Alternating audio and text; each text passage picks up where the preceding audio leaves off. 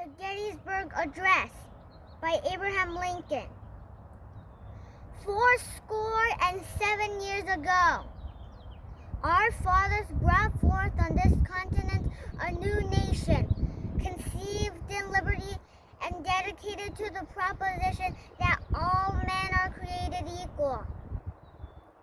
Now we are engaged in a great civil war, testing whether that nation, or any nation so conceived and so dedicated, can long endure.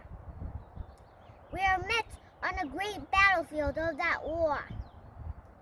We have come to dedicate a portion of that field as a final resting place for those who here gave their lives that that nation might live. It is altogether fitting and proper that we should do this. But in a larger sense, we cannot dedicate, we cannot consecrate, we cannot hallow this ground. The brave men, living and dead, who struggled here, have consecrated it far above our poor powers to add or detract. The world will little note nor long remember what we say here, but it can never forget what they did here. It is for us, the living, rather, to be dedicated here to the unfinished work which they who fought here have thus far so nobly advanced.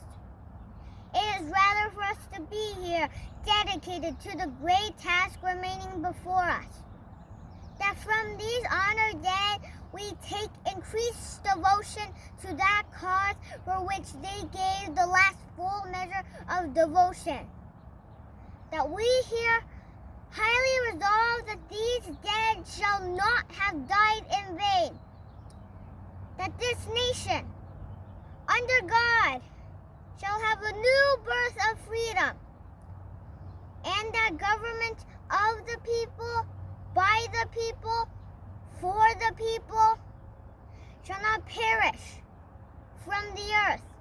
November 19th, 1863.